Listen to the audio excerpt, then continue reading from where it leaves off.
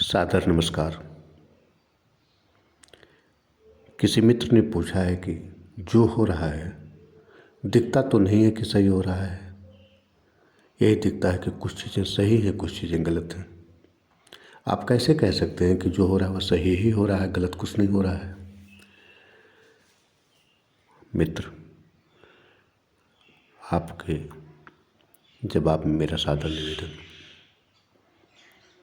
दिखेगा यही कि कुछ चीज़ें सही हैं, कुछ चीज़ें गलत हैं, क्योंकि दिखना हमारे समाज के हिसाब से है। दिखने की जो व्याख्या होती है हमारे समाज के हिसाब से है, हमारे अपने मन के हिसाब से है, हमारे अपने स्वार्थ के हिसाब से है, हमारे अपने सुख सुविधा के हिसाब से है। परंतु जो हो रहा है वह होना एक बात, और उस होने का दिखना, उस होने की जो व्याख्या हम कर रहे हैं वह दूसरी बात है। मैं यहाँ बात कर रहा हूँ होने की, कि वास्तव में जो हो रहा है वह कैसा है, जो दूध है वह कैसा है, जो पानी है वह कैसा है। अब उस पानी की व्याख्या अलग अलग लोग करेंगे। किसी के लिए वह पानी कुछ और होगा, किसी के लिए वह दूध कुछ और होगा, किसी के लिए वह पदार्थ कुछ और होगा। व्यक्ति एक ही बात करते हैं, लेकिन 10 लोग सुनते हैं तो उसे 10 तरह से व्याख्या करते हैं।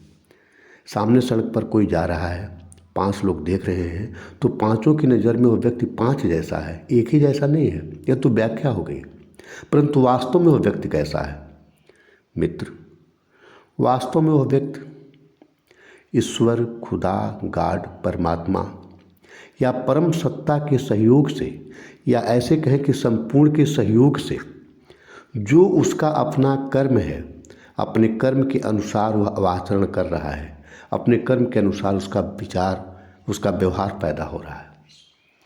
अब चूंकि अपने अपने कर्म के अनुसार, अपने अपने प्रारब्ध के अनुसार, अपने अपने बीते कर्मों के अनुसार, संपूर्ण के सहयोग से सभी के अंदर विचार पैदा हो रहे हैं, सभी के अंदर क्रियाकलाप पैदा हो रहे हैं, सभी के अंदर घटनाएं पैदा हो रही हैं।